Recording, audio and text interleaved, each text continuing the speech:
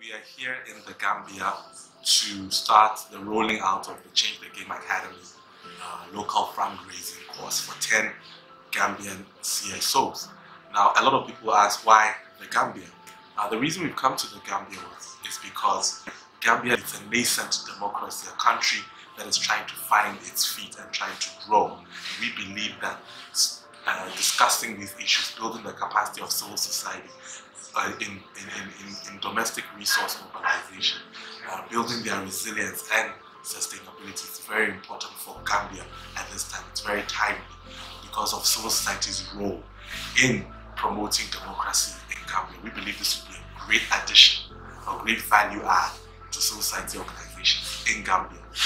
We wanted to start off this program not just zooming into the training, but having a discussion with the leadership of the organizations. So today we met the leadership and talked about the actual program. It's a form or a way of getting buy-in, and also a way of us understanding much more the Gambian context, so that we can actually further tailor the training which is happening next week. We looked at the 2017 donor mapping report from the Ministry of Finance and Economic Affairs, and this confirmed this decrease. Okay, very interesting report. If you haven't read it, it's great to read it. They actually show how much the funding has decreased by over the past 10 years, and even funding to the government itself. Right? So development partners are shifting their priorities, and in some cases they're even withdrawing support. But however, if you look at civil society, there's a growing pressure on us to be more representative, more responsive, influential, and sustainable. So we have citizens now giving us a lot of pressure and asking us to be more representative towards them, right? Because what has happened is that we spent a lot of time investing in donor relations, but we don't spend enough time investing in those we say we are representing. So there's an issue of trust deficits that is happening, especially as traditional organizations. So there's a lot of pressure on us. And then if you look at the portfolio of our funding, where it comes from, we are excessively dependent on external donor funding. So there's a huge over-dependence on external donor funding. Most of our organizations get almost 80 to 90, sometimes even 95% of our funding from external sources, right?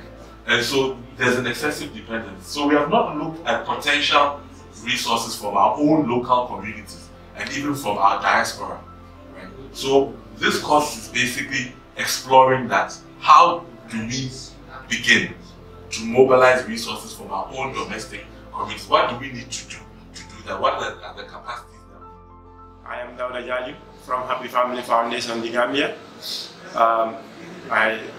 Happy Foundation started existence since 2017, and it has gone through numerous challenges through fundraising aspect. Indeed, today's session was very important, highlighting some of the introduction to the fundraising cost, and we feel it is going to be very important to my organization, which is Happy Family Foundation, to have to have a day of this training, which is a 5-day training, which will enable the foundation to be able to tap in the local fundraising aspect. Basically, what people normally think is people have to be going abroad to tap in money, but it doesn't have to go like that. So it's very important for us to start it locally to be able to tap in funds to support and empower the foundation, basically. Yeah. How do we raise funding from this private sector that has 7 times as much resources than the government itself? Right? A private sector where we've not been really have a history of strategic engagement, a private sector that usually supports activities that are tangible, right? People say brick and mortar, right? They don't support social justice issues or issues of governance and all that. How do we start to engage the private sector so that we can actually raise funds from them for these kind of issues? How do we do it? We'll be discussing a lot of this. My name is Ibrahim Ajata. I am the chairman and founder of Community Action Support Association, CASA Gambia. CASA Gambia is an organization that was set up in the year 2015 by young people here and abroad that want to actually help the deprived of society. And of course, we have 4 intervention areas, that's education, healthcare, agriculture, and youth and sports. Well, the introductory meeting today with WACSI was very educating, and of course, it was very important for my organization as fundraising training organized for next week is timely. But it is something that we've not had for a very long time. So I'm sure, with this training, we'll be able to learn a lot as to how we can tap funds within the local community and even in the Gambia as well. Hopefully somewhere within Africa as well, because most of our funding are coming from abroad in Europe and America. So hopefully this training will enhance our capacity to be able to raise funds locally, and we can do bigger and better. So we are saying that for social impact to happen, we need civil society to enhance its capacity, and then we achieve the social result. If we enhance our capacity to mobilize support, if we enhance our capacity to mobilize funding from our own domestic resources, by engaging both the government and the private sector, we'll be able to achieve the kind of social results that we want.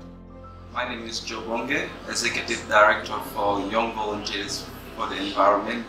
Today I have the opportunity to attend the induction ceremony of WACSI on the resource mobilization capacity building in Gambia here.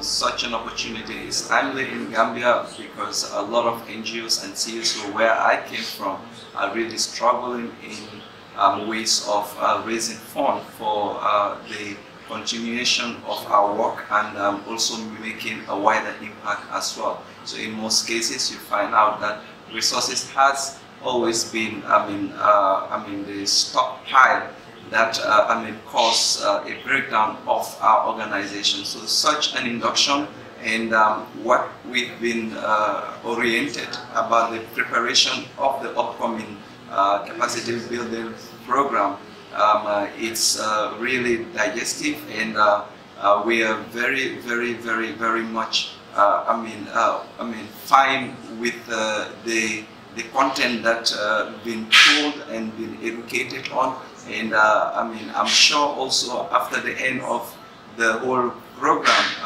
the organizations that are lucky to be here will help to expand the knowledge to other local institutions and organizations in building their institutional capacity, not just looking for aid outside, but to see how best we can harmonize our effort locally in raising our local funds that will really make meaningful impact to our people, and that the funding also will retain and reach out to wider spectrum as well. And this opportunity also, this capacity that will be built by colleagues will also help to close the gap between NGOs, CSOs, and the private sector and government as well. So I thank WACSI for such a great opportunity in the Gambia. So we're very excited about this. This is our first engagement outside Ghana in a very different terrain, and we are looking forward to a lot of learning, but also a lot of